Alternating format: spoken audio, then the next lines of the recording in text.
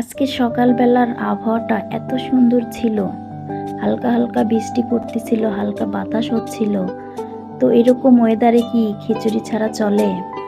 তাই ছাদে চলে আসলাম, ভাবলাম গাছ থেকে পুঁই শাকের পাতা তুলে নিই, এগুলো দিয়ে আজকে খিচুড়ি রান্না করব। আসলে পাতাগুলোর কারণে গাছ বড় হতে পারতেছিল না, পাতাগুলো এত বড় হয়েছে মাশাল্লাহ।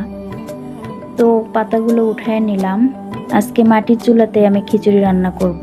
মাটির চুলাতে মাটির পাতিলে রান্না কেমন হবে বলেন তো? অনেক মজা হবে। তো যাই হোক, আমি পাতাগুলো ভালো করে কেটে ধুয়ে নিয়েছি। আর আমি পাতিলে আগে থেকে চাল ডাল ধুয়ে একদম মশলা দিয়ে রেডি করে রেখেছিলাম, কাঁচামরিচ পেঁয়াজ মশলা বাটা যা যা লাগে আর কি। শুধু তেলটা দিয়ে আমি সুন্দর করে খিচুড়িটা মাখায় নিলাম। খিচুড়ি কিন্তু যত মাখাবেন তত মজা।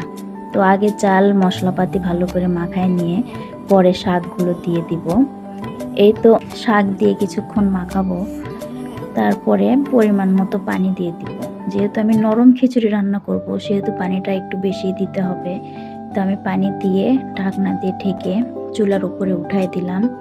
এখন চুলা ধরানোর পালা। এই কাজটাই আমার কাছে একটু কঠিন মনে হয়, যেহেতু প্রথমে খড়িতে আগুন ধরবে না, সেই জন্য একটা কাগজে আগুন ধরায় নিয়ে পরে খড়ি দিয়ে চুলাটা ধরায় ফেলব। মাশাআল্লাহ, আজকে আমি খুব তাড়াতাড়ি চুলা ধরাইতে পারছি। তো এই তো আমার রান্না হচ্ছে, অনেক ভালো লাগছে এখানে আজকে আমার রান্না করতে।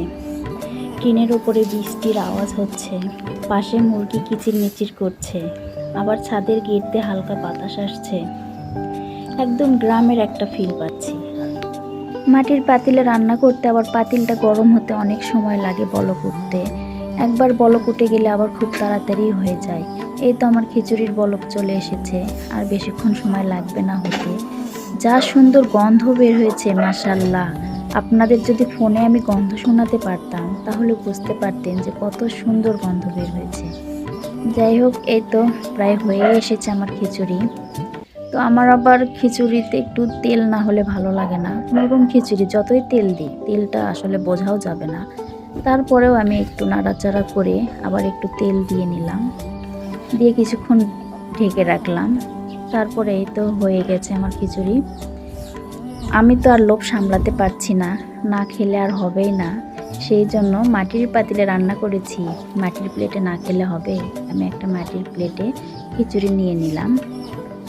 এখন একটু টেস্ট করে দেখি কেমন হয়েছে। তো এই তো বিসমিল্লাহ বলে মুখে দিই। অনেক মজা হয়েছিল খিচুড়িটা। আপনাদেরকে যদি খাওয়াতে পারতাম তাহলে বুঝতেন কতটা মজা হয়েছে। সবাইকে